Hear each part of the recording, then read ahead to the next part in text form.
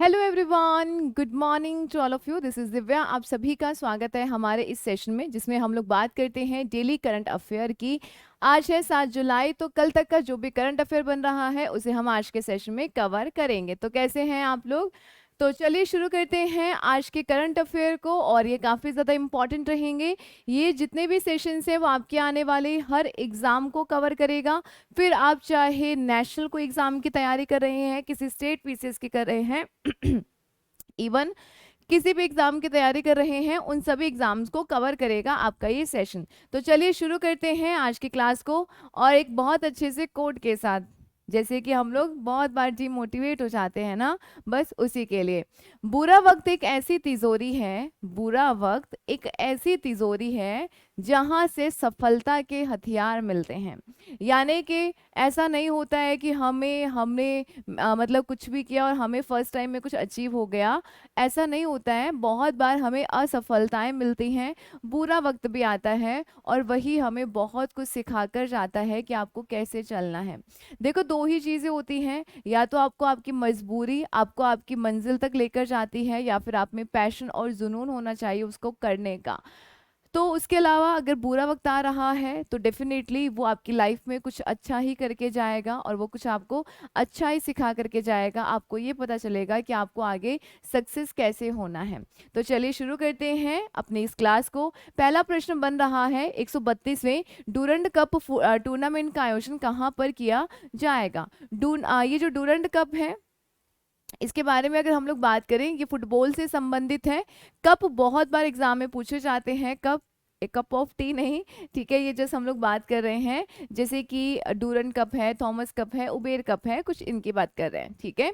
तो Durand cup का जो आयोजन है ये कोलकाता में किया जाएगा। कौन सा है? 132वां नंबर है, और ध्यान रखिएगा फुटबॉल से संबंधित है। नेक्स्ट देखो, तो ध्यान रखिएगा यहाँ पे अगस्त से लेकर सितंबर तक चलेगा।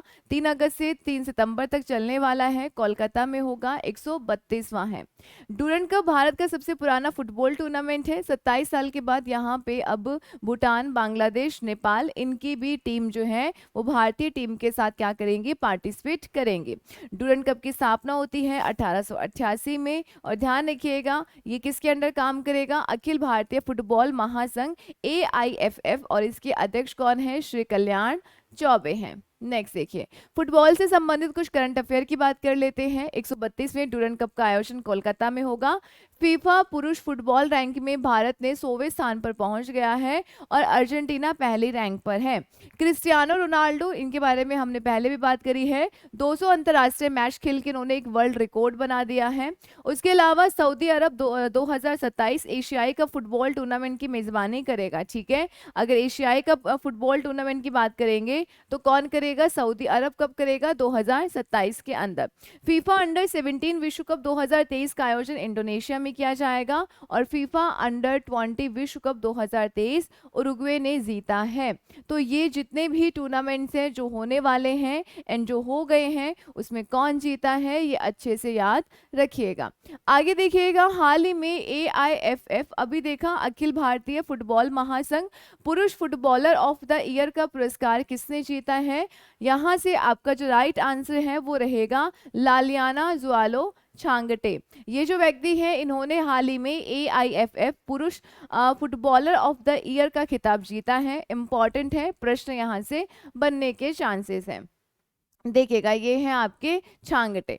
अब देखिएगा, छांगटे ने AIFF पुरुष फुटबॉलर ऑफ द ईयर का खिताब जीता है, और मनीषा कल्याण ने दूसरी बार लगातार अपना दूसरा महिला फुटबॉलर ऑफ द ईयर का खिताब जीता है। अगर बात करेंगे इसी के अंदर, उदीयमान फुटबॉलर का खिताब आकाश मिश्रा ने, और उभरती हुई फुटबॉलर का जो खिताब है वो शिलजी शाजी ने जीता है, ठीक है। तो ये कुछ ना इंपॉर्टेंट क्वेश्चंस बन जाते हैं कई बार, अगर फुटबॉल से पूछ रहा है तो इसके इर्द गिर्द से भी पूछ लेगा। नेक्स्ट देखिए, हाल ही में SAFF चैंपियनशिप 2023 का खिताब किसने जीता? नेपाल, पाकिस्तान, भारत और कुवैत, ठीक है। लास्ट फाइनाले जो है वो कुवैत और भारत के बीच में हो रहा था, और भारत ने कुवैत को हराकर ये खिताब जीत लिया है। तो चलिए देख लेते हैं इसके बारे में। तो India versus Kuwait SAFF championship final highlights, India wins 5-4 in penalties, ठीक है। सुनील जो छेत्री हैं उन्होंने जीता है golden boot and golden ball award, ठीक है। इंपॉर्टेंट रहेंगे, देखिएगा। 2023 चैंपियनशिप कौन सा है? SAFF, इन्होंने भारत ने जीत लिया है। फाइनल मैच बेंगलुरु के कांतिरावा स्टेडियम के अंदर किया गया था। अगर बात करते हैं फेयर प्ले अवार्ड, नेपाल के फुटबॉल ने जीता है। बेस्ट गोलकीपर का अवार्ड जीता है अनीसुर रहमान जीको ने। अगर हाईएस्ट गोल स्कोरर की बात करेंगे तो सुनील छेत्री, अभी हाल ही में बहुत ज्यादा चर्चा का विषय बने हुए हैं ये। और मोस्ट वैल्यूएबल प्लेयर MVP ये भी सुनील छेत्री ने ही जीता है। और गोल्डन बूट, अभी हमने यहाँ पे देखा ना, गोल्डन बूट और गोल्डन बॉल, ये भी किसको मिला है? सुनील छेत्री। तो इंपॉर्टेंट है, याद रखिएगा। अब बात करते हैं 2021 में भी जो विजेता है वो भारत ही रहा। हाँ ठीक है, भारत ही रहा था। SAFF final 2023 Bharat versus Kuwait में हुआ था और ध्यान रखिएगा 5-4 से विजय हुआ है भारत। ओके देखिएगा, भारत और कब का विजेता रहा है? 93, 97, 99 और 2005, 9, 11, 15, 21 और 23 के अंदर जीता है। और 1993 में इसकी शुरुआत की गई थी। ठीक है, चलो आगे देखिएगा। दक्षिण एशियाई, अगर बात करते हैं सैफ की, तो क्या है? ये आपका साउथ एशियन फुटबॉल फेडरेशन है। गठन 1997 में हुआ। मुख्यालय है ढाका, बांग्लादेश। अध्यक्ष कौन है? काजी सलाउद्दीन। और सदस्य कौन है? बांग्लादेश, भूटान, भारत, मालदीव, नेपाल, पाकिस्तान और श्रीलंका इसके अंदर। ठीक है, और भारत इसको काफी बार जीत चुका है। हाल ही में PM नरेंद्र मोदी ने कहाँ पे साईं हीरा ग्लोबल कन्वेंशन सेंटर का उद्घाटन किया? तो ध्यान रखिएगा, आंध्र प्रदेश के अंदर। ठीक है, अब यहाँ से बात कर लेते हैं, जो आप साईं ट्रस्ट सुनते हैं उन्हीं के द्वारा ही इसको बनाया गया है। ठीक है, PM मोदी ने आंध्र प्रदेश में साईं हीरा ग्लोबल कन्वेंशन सेंटर का उद्घाटन किया। और ध्यान रखिएगा, इसे सत्य साईं सेंट्रल ट्रस्ट ने ही बनाया है। आपका जो साईं वाला ट्रस्ट है उसी के द्वारा ही इसको बनाया गया है। और अगर पूछा जाए कि साईं बाबा वाला जो मुख्य आश्रम है उसका नाम क्या है, तो प्रशांति निलयम सत्य साई का क्या है? एक मुख्य आश्रम है। ये बिल्डिंग लगभग बहुत लंबा चौड़ा बना हुआ है, 56,500 वर्ग फुट में बनाई गई है और काफी सारी कैपेसिटी है। 2 सभागार है जहां पे हर टाइम 1,000 लोग के आसपास यहाँ पे बैठ सकते हैं। ठीक है, चलिए, जुलाई 2023 में गृह मंत्री अमित शाह ने कहां पर देश के पहले सहकारी संचालित सैनिक स्कूल की नींव रखी है? सहकारी, अब जो आपका पब्लिक और प्राइवेट दोनों ही सेक्टर की तरफ से काम करे उसी को आप लोग क्या बोलते हैं? सहकारी या फिर कोऑपरेटिव कहते हैं। जस्ट ए मिनट रुकिएगा। ओके चलो, तो ध्यान रखिएगा कहाँ पे हुआ है? मेहसाणा, जो कि गुजरात में है। यहीं पर इसका शुभारंभ किया गया है, इसकी नींव रखी गई है। तो यहाँ से देखिएगा, पर्टिकुलर आर्टिकल पब्लिश हुआ है इंडियन एक्सप्रेस में। गृह मंत्री अमित शाह ने देश के पहले सहकारी संचालित सैनिक स्कूल की नींव रखी है गुजरात के मेहसाणा में। कैसा है? वैसे तो नॉर्मली पब्लिक के द्वारा होता है, मतलब कि सार्वजनिक क्षेत्र का होता है, बट ये अभी कैसा है? पब्लिक सेक्टर का है। तो ये PPP मॉडल पे काम करेगा, यानी कि पब्लिक प्राइवेट पार्टनरशिप पे ये काम करेगा। और ये काफी इंपॉर्टेंट रहेगा क्योंकि कोऑपरेटिव्स का काफी ज्यादा इंपॉर्टेंट रोल रहता है। और इसीलिए हमने 1 जुलाई को इंटरनेशनल कोऑपरेटिव डे भी मनाया था। ठीक है, हमने बात करी थी। आगे देखिएगा, गुजरात की बात हो रही है तो ये है गुजरात। सबसे ज्यादा कोस्टल एरिया शेयर करता है ये समुद्र के साथ अपना। उसके अलावा महाराष्ट्र के साथ आपका मध्य प्रदेश, राजस्थान, इनके साथ अपने बॉर्डर को ये शेयर भी करता है। और साथ ही यहाँ पे इसकी राजधानी है गांधीनगर। झीलें आपको बहुत सारी देखने को मिलेंगी, हमीरसर है, कांकरिया है, नल सरोवर है और थोल झील। नेशनल पार्क में काफी इंपॉर्टेंट है गिर नेशनल पार्क, और यहाँ पे आपको एशियाई शेर मिलेंगे जो सबसे ज्यादा यहीं पर पाए जाते हैं। बसंदा नेशनल पार्क है, नाल सरोवर है, पक्षी अभयारण्य है, कृष्णमृग राष्ट्रीय उद्यान, ये सब आपको गुजरात के अंदर देखने को मिलेगा। लोक नृत्य गरबा है, डांडिया है, ये यहाँ के प्रमुख क्या है? लोक नृत्य हैं। और चर्चित स्थल जैसे कि राजमहल है, मेहसाणा है, सोमनाथ का मंदिर है, और भी बहुत सारी चीजें हैं जो आपको गुजरात में देखने को मिलते हैं। विधानसभा सीटें बात करते हैं 122, जिले हैं 33, लोकसभा 26 और राज्यसभा की सीटें हैं 11। ठीक है, तो ये कुछ बातें यहाँ से आप अच्छे से ध्यान रखिएगा। हाल ही में NCSC का नव प्रमुख किसे नियुक्त किया गया है?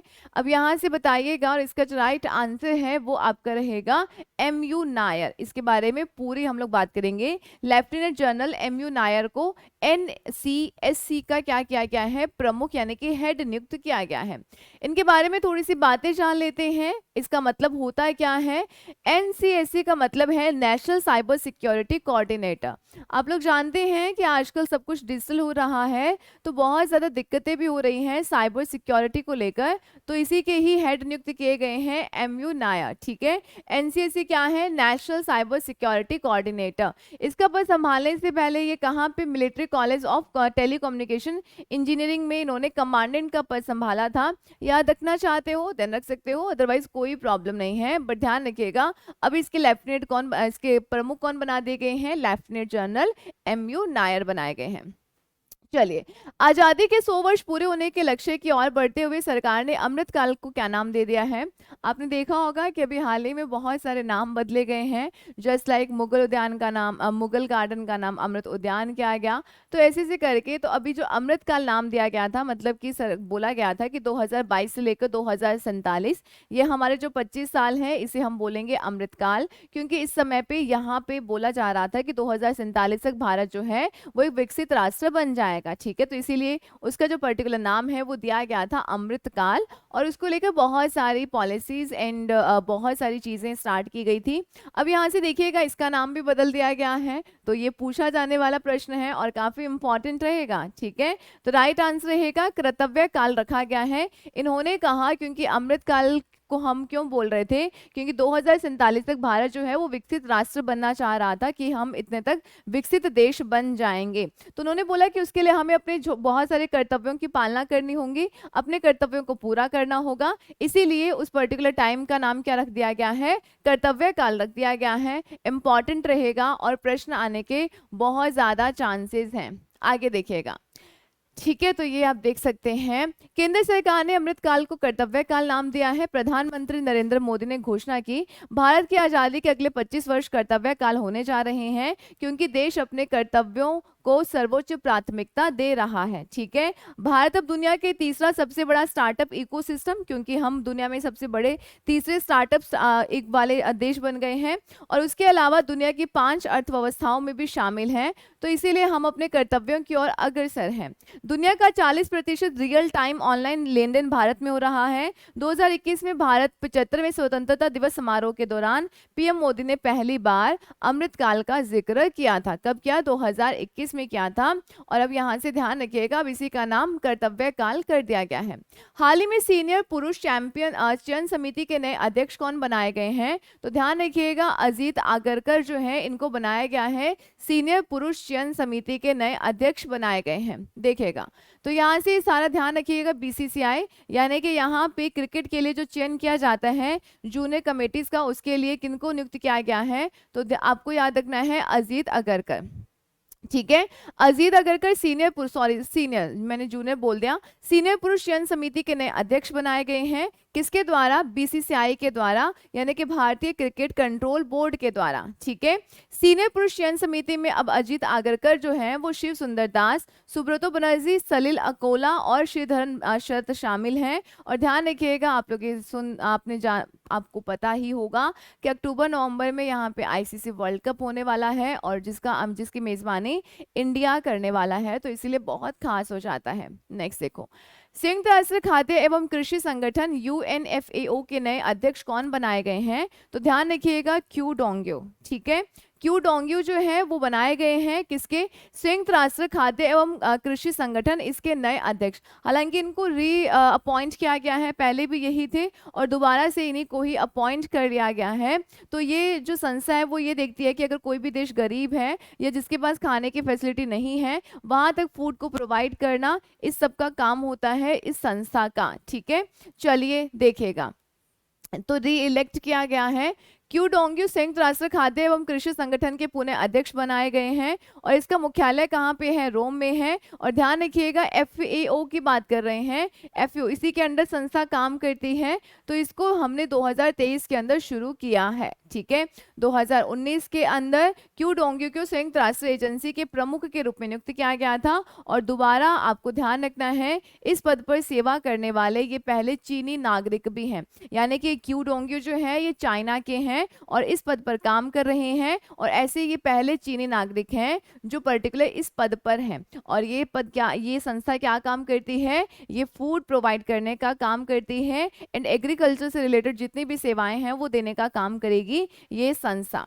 केंद्र सरकार ने किस योजना के तहत दुष्कर्म पीड़ित लड़कियों के लिए नई राहत योजना शुरू की है? तो ध्यान रखिएगा, ये काफी ज्यादा इंपॉर्टेंट रहेगा कि कौन सी योजना शुरू की गई है।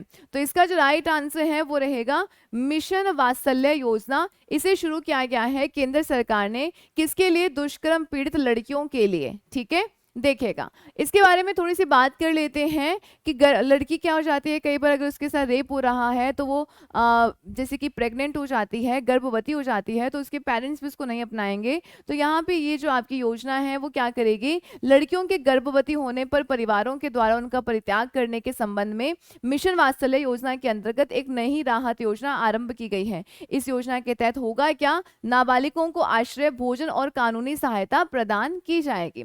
मिशन वात्सल्य 2021 में शुरू किया गया था, स्वास्थ्य और परिवार कल्याण मंत्रालय के द्वारा इसको होस्ट किया जा रहा है और क्रियान्वयन जो है वो 1 अप्रैल 2022 से हो गया था। ठीक है, अब यहाँ से देखिएगा, बात करते हैं और भी हमारी केंद्र सरकार की बहुत सारी योजनाएं हैं।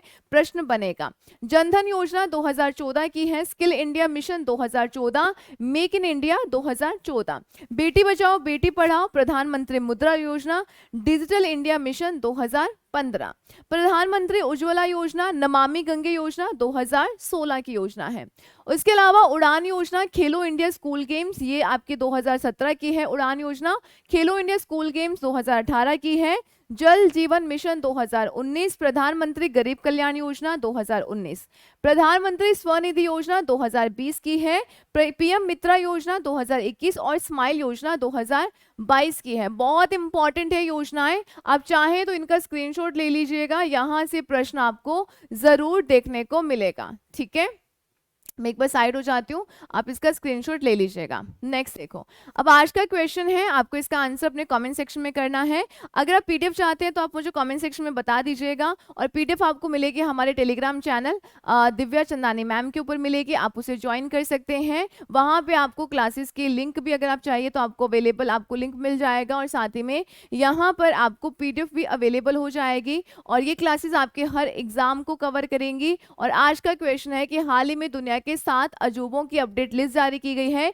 इसमें इनमें से कौन सा शामिल नहीं है? काफी इंपॉर्टेंट रहेगा, इसका आंसर आपको करना है कमेंट सेक्शन में। क्लास कैसी लगी और ये कमेंट सेक्शन में जरूर बताइएगा। सेशन को लाइक एंड शेयर कर दीजिएगा, पहली बार जुड़ रहे हैं तो सब्सक्राइब कर लीजिएगा। मिलते हैं कल, थैंक यू सो मच।